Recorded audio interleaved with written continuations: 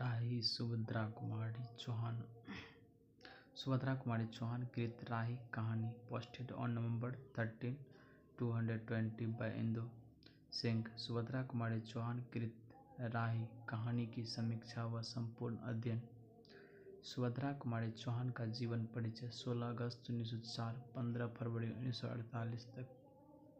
सुभद्रा कुमारी का जन्म नागपंचमी के दिन 16 अगस्त 1904 को इलाहाबाद के निकट निहालपुर गांव में एक संपन्न परिवार में हुआ था। 1913 में जब वे 9 वर्ष की थी तभी उनकी पहली कविता प्रयाग से निकालने वाली मर्यादा पत्रिका में प्रकाशित हुई थी। यह कविता सुभद्रा कुमारी के नाम से छपी। कहते हैं कि सुभद्रा जी ने यह कविता नीम के पैर पर लिखी थी। सुभद्रा चंचल और कुशाग्र बुद्धि की थी। सुभद्रा कुमारी और महादेवी वर्मा दोनों बचपन की सहेलियां थीं। 9वीं कक्षा के बाद सुभद्रा कुमारी की पढ़ाई छूट गई थी। शिक्षा समाप्त करने के बाद 1919 में नवलपुर के सुप्रसिद्ध ठाकुर लक्ष्मण सिंह के साथ उनका विवाह हो गया। सुभद्रा कुमारी बचपन से ही बहादुर और विद्रोही प्रवृत्ति की थी। गृहस्थी और नन्हे नन्हे बच्चों का जीवन संवारते हुए उन्होंने समाज और राजनीति की सेवा की। 1920 से 21 तक सुभद्रा कुमारी और लक्ष्मण सिंह अखिल भारतीय कांग्रेस कमेटी का सदस्य रहे। 1922 में जबलपुर का झंडा सत्याग्रह देश का पहला सत्याग्रह था, जिसमें सुभद्रा जी पहली महिला सत्याग्रही थी। रोज रोज सभाएं हुआ करती थी, जिसमें सुभद्रा भी बोलती थी। टाइम्स ऑफ इंडिया के संवाददाता ने अपनी एक रिपोर्ट में उनका उल्लेख लोकल सरोजनी कहकर लिखा था। लक्ष्मण सिंह जैसे जीवन साथी और माखनलाल चतुर्वेदी जैसे पथ प्रदर्शक पाकर वे स्वतंत्रता के राष्ट्रीय आंदोलन में बराबर सक्रिय रही। कई बार वे जेल भी गई। जालियांवाला बाग नृशंस हत्याकांड से उनके मन पर गहरा आघात लगा। उन्होंने 3 अनग्य कविताएं लिखी। सुभद्रा कुमारी चौहान की जीवनी उनकी पुत्री सुधा चौहान ने मिला तेज से तेज नामक पुस्तक में लिखा है। इसे हंस पत्रिका इलाहाबाद में प्रकाशित किया गया। रचनाएं सुभद्रा कुमारी चौहान ने 88 कविताएं और 46 कहानियां की रचना की है।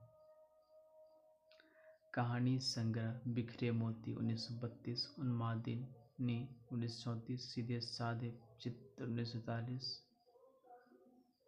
सीधा जीवन मिली तेज से तेज, राही कहानी की समीक्षा और सारांश। राही कहानी में सुभद्रा जी ने गरीबों के पीड़ा का वर्णन किया है। इस कहानी में उन्होंने भूख के लिए चोरी करने की मजबूरी पर प्रकाश डाला है। इस कहानी में उन्होंने सत्याग्रहियों में शामिल सत्ता के लोलुप व्यक्तियों पर व्यंग किया है। उन्होंने इस कहानी में गरीबों के कष्ट निवारण को सच्ची देशभक्ति माना है। सुभद्रा जी के लिए मानवता ही सबसे बड़ा धर्म था। कहानी के पात्र। इस कहानी में 2 पात्र हैं, राही और अनीता। राही एक गरीब औरत जिसे चोरी के जुर्म में कैद किया जाता है। अनीता एक अमीर घर की महिला जो स्वतंत्रता संग्राम में क्रांतिकारी गतिविधियों के कारण जेल गई है। राही कहानी। सुभद्रा कुमारी चौहान एक राष्ट्रीय चेतना की रचनाकार थी। इस कारण उन्होंने कई दफा कारागारों में भी समय बिताया है। इस कहानी में उन्होंने अपने उसी समय के अनुभवों को लिखा है। भीख मांगने वाली मंगरूरी जाति से संबंध रखने वाली राही की कहानी है, जो भूख मिटाने के लिए चोरी आरोप में हवालात जाती है। हवालात में राही अनीता नाम की सत्याग्रही के साथ बातें करती हुई अपनी व्यवस्था बताती है। अनीता उसकी बात सुनकर चिंतित हो जाती है। राही जैसी गरीब और भोली भाली जनता की सेवा करने और उसके दुख को दूर करने में सच्ची देशभक्ति है। जेल में ही वह सपने में मांगरोड़ी जाति के लोगों की सेवा करती है, जिससे गांव वालों का सुधार हो गया है। दूसरे दिन पिता के बीमारी के कारण अनीता को जेल से रिहा कर दिया जाता है और उसका सपना साकार हो जाता है। राही कहानी की शुरुआत दो पात्रों राही और अनीता के संवाद से शुरू होती है। तेरा नाम क्या है? राही। तुम्हें किस अपराध में सजा हुई है? चोरी की थी सरकार। चोरी?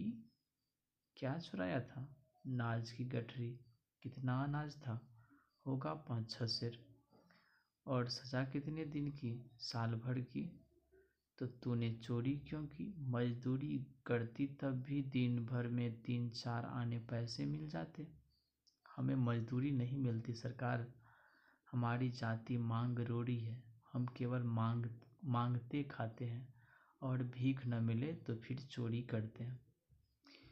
उस दिन घर में खाने को नहीं था। बच्चे भूख से तड़प रहे थे। बाजार में बहुत देर तक मांगा बोझा ढोने के लिए टोकरा लेकर भी बैठी रही, पर कुछ नहीं मिला। सामने किसी का बच्चा रो रहा था। उसे देखकर मुझे अपने भूखे बच्चे की याद आ गई।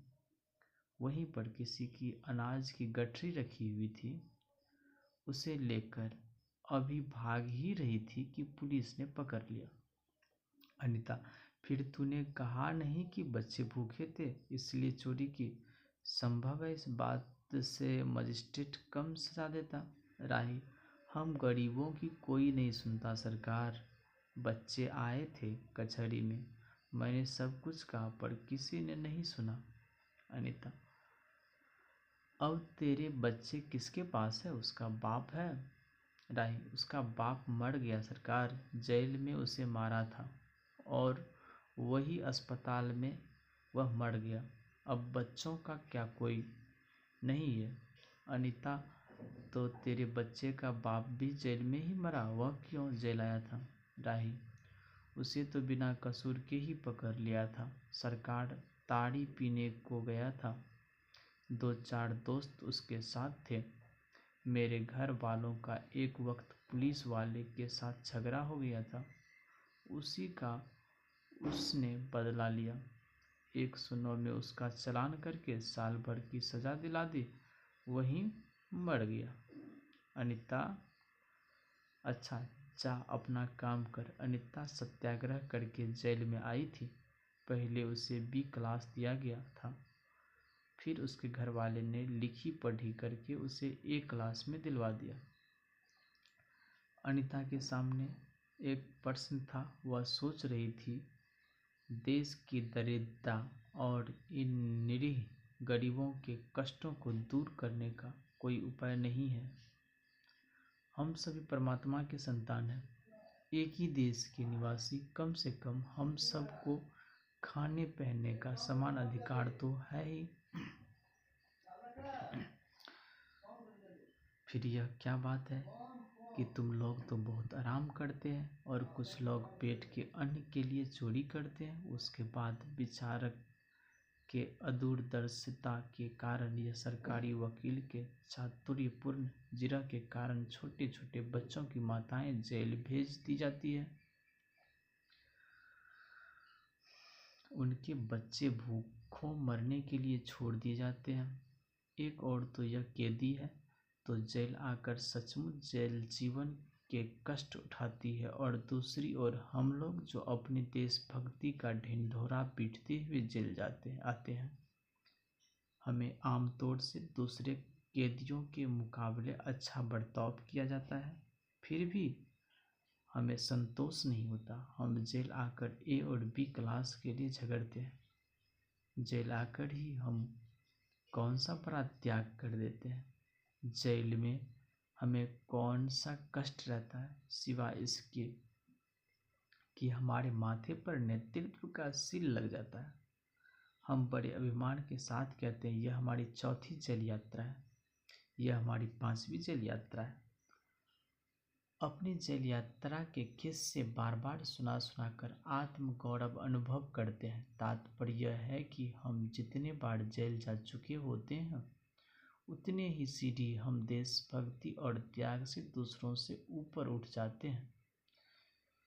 इसके बल पर जेल से छूटने के बाद कांग्रेस को राजकीय सत्ता मिलते ही हम मिनिस्टर, स्थानीय संस्थानों के मेंबर क्या क्या हो जाते हैं। अनीता सोच रही थी, कल तक तो खद्दर भी नहीं पहनते थे, बात बात पर कांग्रेस का मजाक उड़ाते थे। कांग्रेस के हाथों में थोड़ी शक्ति आते ही वे कांग्रेस भक्त बन गए,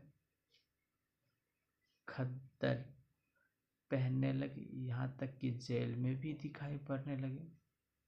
वास्तव में यह देश भक्ति है या सत्ता भक्ति? अनीता की आत्मा बोल उठी, वास्तव में सच्ची देशभक्ति तो इन गरीबों के कष्ट निवारण में है। ये कोई दूसरे नहीं है, हमारी ही भारत माता की संतानें हैं। इन हजारों लाखों भूखे नंगे भाई बहनों की यदि हम कुछ भी सेवा कर सके तो सचमुच हमने अपने देश की सेवा की है। हमारा वास्तविक जीवन तो देहातों में ही है। किसानों की दुर्दशा से हम सभी थोड़े बहुत परिचित हैं, पर इन गरीबों के पास न घर है न द्वार। अशिक्षा और अज्ञानता का इतना पर्दा इनकी आंखों पर है कि होश संभालते ही माता पुत्री और सास बहू को चोरी की शिक्षा देती है, और उनका यह विश्वास है कि चोरी करना और भीख मांगना ही उनका काम है। इससे अच्छा जीवन बिताने की वह कल्पना ही नहीं कर सकते। आज यहाँ डेरा डाले तो कल कहीं और चोरी की, बचे तो बचे, नहीं तो फिर 2 साल के लिए जेल। क्या मानव जीवन का यही लक्ष्य है भी अथवा नहीं?